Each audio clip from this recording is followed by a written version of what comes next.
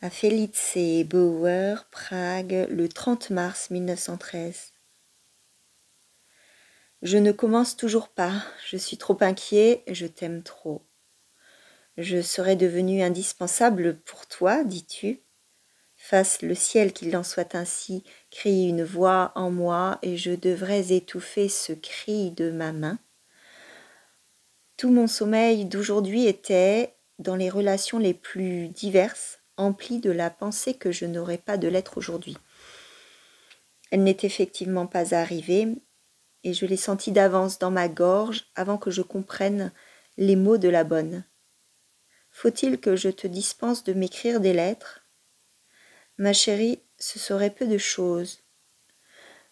Mais te libérer de moi, ce serait un beau travail.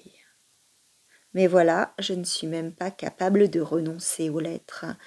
Je suis complètement imprégnée du besoin d'avoir des nouvelles de toi. Pour les plus accessoires des manifestations de la vie, je ne reçois une quelconque aptitude que de tes lettres. Pour tourner correctement le petit doigt, j'ai besoin de ta lettre. Et comment puis-je renoncer à des nouvelles alors que j'entends dire que tu ne vas pas bien, que tu tousses encore et que tu te sens cassé ?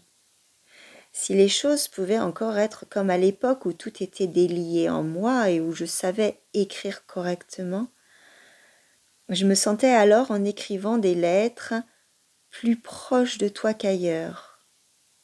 Aujourd'hui, je voudrais, si c'était possible, ne plus quitter mon bureau pour ne pas perdre un instant de cette rencontre. Parfois au désespoir, quand il ne reste plus rien d'autre, je me console avec de telles espérances infondées. Quand, par exemple, au bureau, je n'ai pas reçu de lettre, même à la seconde distribution,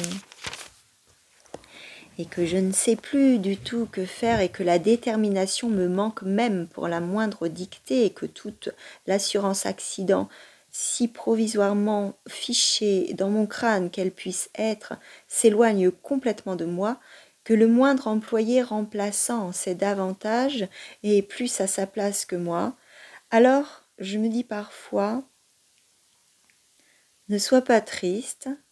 Tu ne lui en écriras que plus longuement cet après-midi et tu n'en seras que plus longuement entièrement lié à elle. Ça ne tient qu'à toi. Mais à vrai dire, c'est malheureusement complètement faux. Je suis bien plus proche de toi quand je ne t'écris pas. Quand je vais dans la rue et que partout et sans cesse quelque chose me fait penser à toi, quand je suis seule ou parmi des gens et que je plaque ta lettre contre mon visage et que je respire cette odeur qui est aussi l'odeur de ton cou, c'est à ce moment-là que je te tiens plus fortement dans mon cœur que jamais. Ah mon Dieu, c'est encore pire et c'est la main de mon malheur qui se trouve à tâtons un chemin jusqu'au tréfonds. Au téléphone de l'Ashkanischer Hof, j'étais plus proche de toi. Je ressentais davantage la félicité d'une liaison qu'auparavant sur le tronc de l'arbre de Grunewald. Ma chérie, ma chérie, ma chérie, comme s'abîme par les fonds, face à cela, le nom de Franz.